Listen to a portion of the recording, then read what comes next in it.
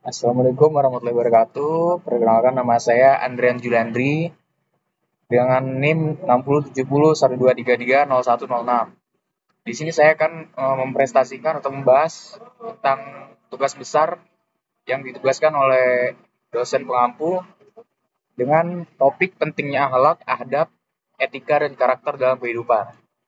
Oke, yang pertama langsung saja ke pendahuluan. Jadi mengapa sih penting tadi akhlak, adab, dan etika itu? Dan karakter penting karena menjadi dasar interaksi yang baik dan menciptakan lingkungan sosial yang positif. Jadi dengan adanya akhlak, adab, etika tadi, jadi otomatis lingkungan pergaulan kita jadi positif dan perbuatan yang kita lakukan pun otomatis akan menjadi positif gitu teman-teman. Dan yang kedua ada relevansi mahasiswa. Mahasiswa sendiri adalah calon pemimpin, sehingga akhlak, adab, dan etika dan serta karakter yang baik dapat membimbing mereka membuat keputusan yang bijak. Dan yang ketiga ada pengaruh positif. Orang-orang yang berakhlak mulia menjadi contoh-contoh yang baik dalam kehidupan sehari-hari. Mereka dapat menginspirasi kebaikan dan menciptakan lingkungan yang damai serta memperkuat persatuan. Jadi dari adab, akhlak, dan etika dan karakter dari seseorang ini bisa membawa pengaruh positif bagi teman-teman juga. Jadi memperkuat persatuan dan perdamaian. Selanjutnya ada pengertian akhlak dalam Islam. Yang pertama itu ada definisinya. Definisi akhlak tersendiri adalah perilaku baik manusia yang menunjukkan iman dan takwa kepada Allah Subhanahu wa taala. Dalam Islam sendiri, akhlak itu meliputi semua aspek hidup, hubungan dengan Allah, manusia dan alam. Yang kedua ada cerminan iman.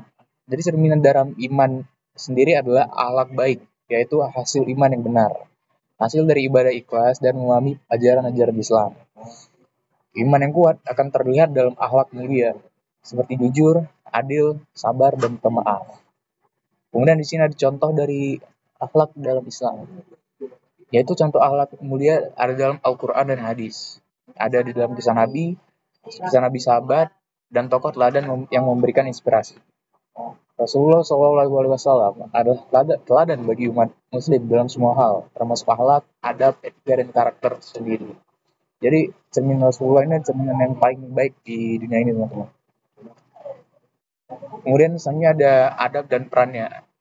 Yang pertama ada definisi adab. Adab sendiri adalah sopan santun dalam segala hal, berpakaian, berbicara, dan berperilaku. Adab sendiri menunjukkan kualitas diri dan lingkungan. Yang kedua ada adab kesesama. Adab meliputi hubungan dengan Allah, Rasulullah, orang tua, guru, dan sesama. Sesama itu sendiri ini maksudnya adalah teman-teman orang sekitar kita maupun tetangga, teman di sekolah, teman di kuliah gitu. Jadi intinya adalah menghormati dan saling menyayangi. Kemudian di sini ada contoh adab. Contoh adab yang pertama itu membantu orang tua di rumah. Misalnya membantu mereka melihat lagi cuci piring gitu, kita bantu gitu. Kita menawarkan sendiri gitu ya. Kemudian ada menghargai di kampus. Jadi di kampus ini kita harus saling menghargai terhadap teman, dosen, dan lain-lain teman-teman. Maupun sapam harus tetap kita hargai, tukang parkir juga, atau orang-orang yang berjualan di kantin sendiri gitu. Yang ketiga ada menjaga kebersihan. Jadi menjaga kebersihan itu salah satu contoh adab yang baik dan positif juga. Misalnya kita menjaga kebersihan contohnya di lingkungan kampus saya gitu ya. Di lingkungan kampus ini, kampus Telkom gitu. Di sini sangat bersih, jadi udah hampir seluruh mahasiswa menjaga adabnya dan etika masing-masing gitu. Dan terakhir ada menghormati perbedaan di masyarakat.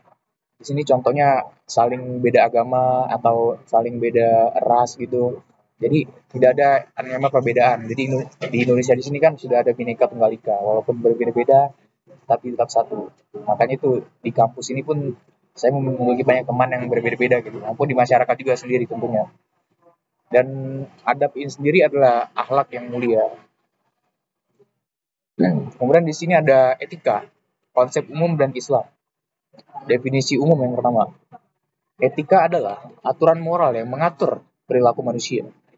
Etika sendiri membantu membuat keputusan yang benar dan bertanggung jawab.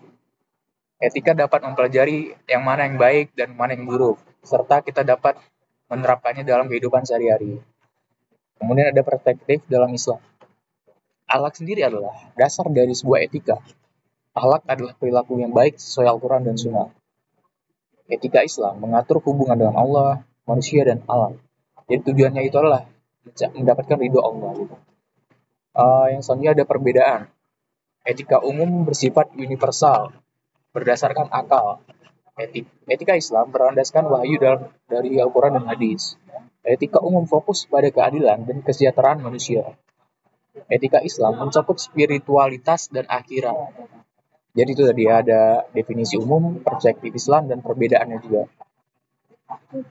Kemudian di sini ada karakter dan akhlak. Jadi apa itu karakter? Karakter adalah sifat khas yang membedakan setiap orang. Jadi setiap saya punya teman gitu, kalian punya teman juga. Jadi karakter itu pasti berbeda-beda. Ada yang hari ini karakter begini, yang kemudian gitu lah, istilahnya kemudian gitu kan. Jadi mereka tuh tiap hari beda moodnya gitu kan. Karakter itu sifat khas yang membedakan setiap orang, termasuk nilai, kepercayaan, dan perilaku yang tetap dari individu tersendiri gitu. Kemudian ada hubungan dengan akhlak. Akhlak sendiri atau moral gitu ya, yang disebutnya penting dalam membentuk karakter. Akhlak baik membuat karakter yang kuat dan positif. Jadi dengan kita menerapkan akhlak-akhlak yang baik, adab-adab yang baik, buat karakter kita kuat dan semakin positif untuk melakukan kegiatan-kegiatan sehari-hari gitu. Dan yang ketiga ada pendidikan karakter.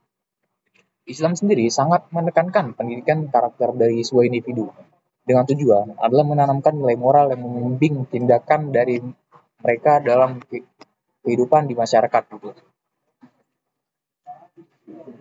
Dan yang di sini ada dalil-dalil Al-Quran. Yang pertama itu ada Quran surah Al-Qalam surat ke-64 ayat 4.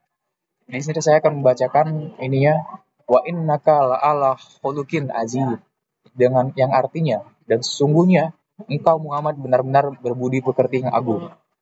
Jadi sungguh engkau Muhammad memiliki akhlak yang agung. Jadi ayat ini memuji akhlak Nabi Muhammad SAW yang sangat-sangat mulia. Akhlak baik sangat penting dalam Islam. Dan yang kedua ada Quran surat Ali Imran surat ketiga ayat 159 yang berbunyi, Fabina rahmatim minallahi lintalahum walau kunta fazzan walijal qalbi lan faddu min haulik fa'fun anhum wastaghfir lahum wasyawirhum fil amr faiza azamta fatawakkal Allah innallaha yuhibbul mutawakkilin, yang artinya maka disebabkan rahmat dari Allah lah engkau berlaku lemah lembut terhadap mereka. Sekiranya kamu bersikap keras lagi berhati kasar, tentulah mereka menjauhkan diri dari sekeliling. Karena itu maafkanlah mereka, mohonkan ampun bagi mereka, dan bermusyawarahlah dengan mereka dalam urusan itu. Kemudian, apabila kamu telah membulatkan tekad, maka bertawakallah kepada Allah. Sesungguhnya Allah menyukai orang-orang yang bertawakal kepadanya. Jadi ayat Quran surat Al Imran ini tentang pentingnya bersikap lemah lembut gitu. Ayat ini mengajarkan untuk selalu lemah lembut dan sabar dalam menjalankan sesuatu di kehidupan sehari-hari. Kelembutan membuka hati orang lain untuk menerima kebenaran. Di sini lanjut ke bagian penjelasan. Ayat-ayat yang saya bacakan tadi atau ayat-ayat yang saya lantunkan tadi menekankan pentingnya akhlak mulia. Kedua ayat ini adalah contoh dari banyak ayat Al-Quran yang menekankan akhlak mulia. Akhlak yang baik mencerminkan iman dan taat kepada Allah. Dengan akhlak baik, kita bisa menjadi contoh baik dan membawa kedamaian dalam masyarakat. Jadi dengan akhlak kita sangat-sangat baik, otomatis kita bisa menjadi contoh dari teman-teman juga yang ingin berbuat lebih baik dari kehidupannya gitu.